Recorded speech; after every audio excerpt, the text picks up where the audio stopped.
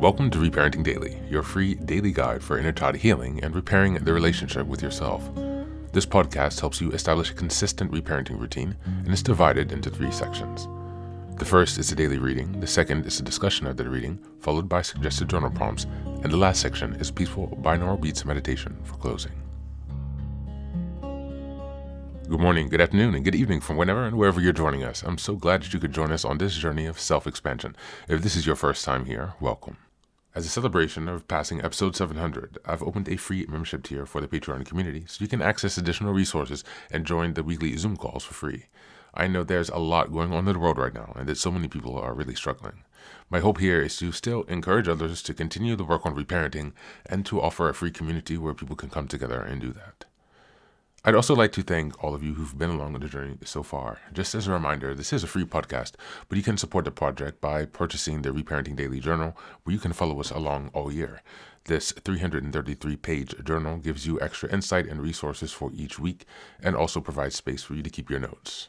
Another way to support the podcast is to purchase the Fairy Tales for Reparenting series, volumes 1 through 3. This collection organizes famous and obscure fairy tales from around the world into the 3 phases of the hero's journey. While you might think that fairy tales are for kids, I'd like to challenge you. These stories contain profound truths and lessons carried down over millennia that we can use in our reparenting journey. It's a fun way to reconnect with your inner child. Each volume comprises 10 fairy tales. They include an analysis section to help you dive deeper into the message, as well as journal prompts and space to reflect on the story's meaning in your life. Lastly, you can also support the project by taking a paid Patreon subscription, by purchasing the books on the website, or by donating via Buy Me a Coffee. You can find all this information on the Support Us section of the website. So now, with these announcements out of the way, let's dive into today's practice. Today, we're listening to a portion of a lecture entitled Self-Discipline Will Determine Your Success by Jim Rohn. Just as a reminder, we're in April, and the theme for this month is developing structure and discipline. We're in week 4, and the theme for this week is holding yourself accountable. Now, this is also episode 730. This is 2 full years of reparenting support every single day. This is accountability. This is discipline. It's success and progress. And so, as we're closing out 2 full years of reparenting, I would like us to take some time to congratulate ourselves, to celebrate ourselves, to reward ourselves for such consistent dedication and discipline to our self-discovery and self-expansion. We've discovered a lot of resources, a lot of tools, and we've shown up for ourselves every day, every week, every month. And so as things will be changing a bit with the project going forward, I'd still like to remind you to keep consistent with your daily practice. Although I will not be doing daily episodes anymore, I do encourage you to continue to keep up your consistent practice of reparenting. That is what will set you free. Now, without further ado, let's go ahead and take a listen to Jim Rohn. Procrastination. How can you stay focused on your ambitions? How can you avoid conversations at the water cooler? You can keep your focus on your work. You can get it done today instead of tomorrow. You've got to really work on your consistent self-discipline on a daily basis, or you'll find yourself distracted. Distracted by negative thoughts, distracted by negative people, distracted by water cooler chatter, and pretty soon, depending on the type of people you've associated with, distracted by your doubts within yourself. Never underestimate the power of influence and associations, and never underestimate the power of your own consistent self-discipline. Now let's take a closer look at discipline, at the 3 steps to becoming disciplined. First, true discipline is not the easiest option. Most people would rather sleep until 10 o'clock than get up at 6. It's easier to go to bed late, sleep late, show up late, leave early. It's easier not to read. It's easier to turn on the television than to open a book. It's easier to do just enough than to do it all. Waiting is always easier than acting. Trying is always easier than doing. Imagine what life would be like if we didn't have to make our bed in the morning, or keep our garage clean, or pay our taxes, or show up for work tomorrow. Wouldn't it be fascinating if we didn't have to do these things? Wouldn't it be fascinating? What do you suppose would become of us? You're right. Not much. For whatever the reason, The system we live in and contribute to is designed to make the easiest things in life the most unprofitable. Profitable seems to be the most difficult. Our world is and always will be a constant battle between the life of ease and its momentary rewards and a life of discipline and its far more significant rewards. Each has its own price, the price of discipline or the price of regret. We will pay one or the other. What we wish we had done is the voice of regret, speaking in a sorrowful tone at a time when there is no going back. This is regret. No second chance. No what would I do differently. Choose one or the other, but both will have their price, the price of discipline or the price of regret. One costs pennies, the other a fortune. Dostoevsky who would die for the truth, but very few who would spend 5 years studying to know what the truth is. Dying for the truth is much more dramatic than the discipline of studying it one little piece at a time, one day at a time, 1 month at a time. But in the big picture, is dying for the truth really easier than adhering to the daily disciplines? The first lesson of discipline is that it isn't the easiest option. The second lesson of discipline is that it's a full-time activity. And we've said that the best form of discipline is consistent self-discipline. You see, the discipline that it takes to make your bed every day is the same discipline necessary for success in the world of business. The discipline to organize your garage is the same discipline to organize your business. All disciplines carry through to affect all parts of our lives. If we're disciplined in just one area and lazy in another, guess what? Pretty soon, the lazy side will creep in and destroy the disciplined side. The bad habits in one area of our life will eventually destroy our self-discipline in the areas we've been working on. Consistency cannot be inconsistent. Discipline is the mind being trained to control our lives. Discipline is a set of standards which we've selected as a personal code of conduct. Discipline is imposing on ourselves the requirements for honoring these standards.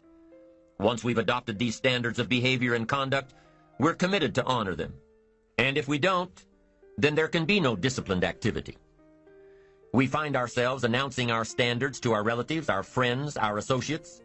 We shout our beliefs and condemn those who believe any differently, but then we don't walk the talk. We end up acting in a way far different from the beliefs we've shouted. We tell our kids that the TV is rotting their minds, yet we spend our evenings in front of it. We tell our employees that they must take advantage of every minute of the working day, yet we spend 3 hours at lunch. Do as I say, not as I do. This is inconsistent. This leads to a loss of credibility among those who watch us. And more importantly, this leads to a loss of credibility within ourselves.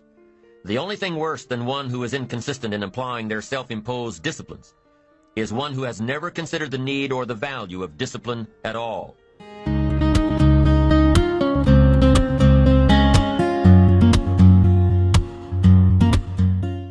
Hey guys, welcome back. I hope you enjoyed this lecture by Jim Rohn, discussing accountability, discipline, and the path to success. As we're celebrating the end of 2 years of consistent reparenting, of accountability for our inner discovery, of discipline for repairing the relationship with our inner child and our true selves, we gain confidence in our ability to move towards a successful life, a life worth living, a life that we love, a life that's fully expressed and embodied.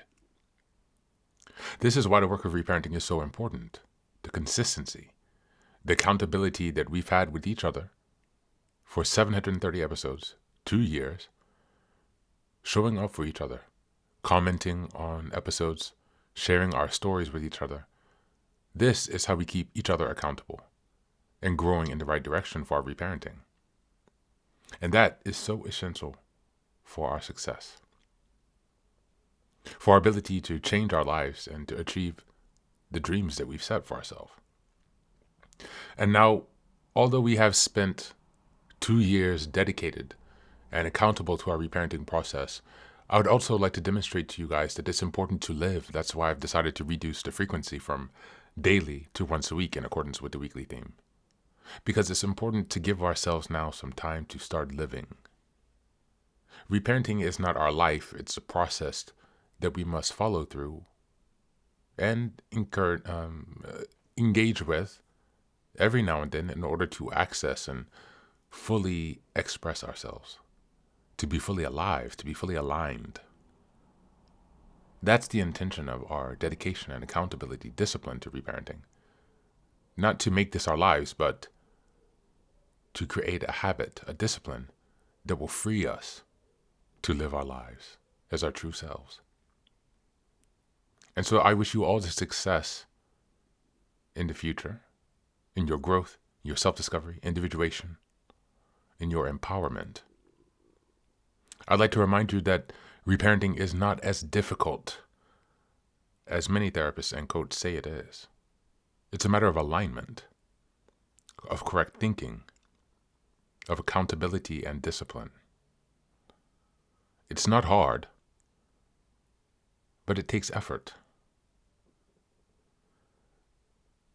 I hope that you guys will find strength and hope that the next years of your life don't have to be so difficult. There's a way to grow and to move beyond trauma, to exit survival mode that is not as difficult or as hopeless as you might have been told. And as I continue this project at a slower rate, I'll continue to share more resources and information. I will also be sharing with you updates on my personal journey. But I'd really like to encourage you guys to start living now. 2 years is an outstanding long run of discipline and daily accountability. That also counts if you've been showing up listening every single day. 730 days.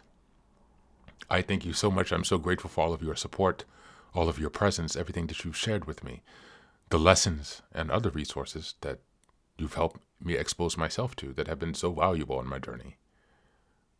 I'm continuing on with the same work and taking some time to live my life more fully. And so as we take some time to reflect on this lecture for today, number 1, where in your life do you find holes in your accountability? For example, what issues, challenges, people, situations, or environments detract from your ability to remain accountable to yourself? Number 2, visualize the areas in your life that will be most impacted by your improved accountability and discipline to yourself. What benefits do you expect once your accountability or discipline are improved?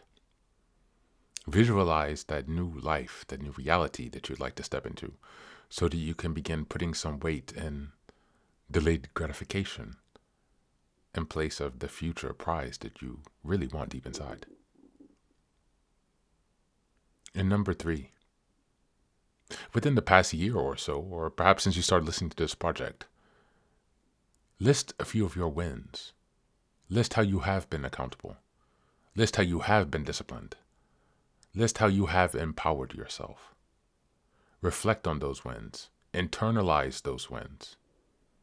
Extrapolate those wins to other areas and to future successes so that you can ground yourself and make even more progress in the next coming year. That's it for today. As always, thanks so much for being here. Take care of yourself, and please do be well.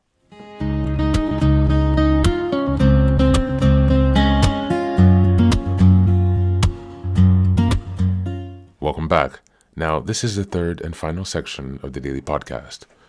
This is your silent meditation. Please find a place where you can be comfortable and undisturbed, where you can relax and spend some time with yourself for the next 10 minutes. You can choose to be sitting, standing, lying down, or in whatever position makes you most comfortable today. Just take some time to listen to yourself. Next, be sure that you're taking time to be with your breath and to connect more fully with your body. Don't be disturbed or overwhelmed by your thoughts. Simply allow them to pass. Just observe them. Do not engage with your thoughts. Only be mindful of them passing, as if they are leaves drifting down top of a river. Use this time to connect with yourself, whatever time of day you are listening to this. Namaste.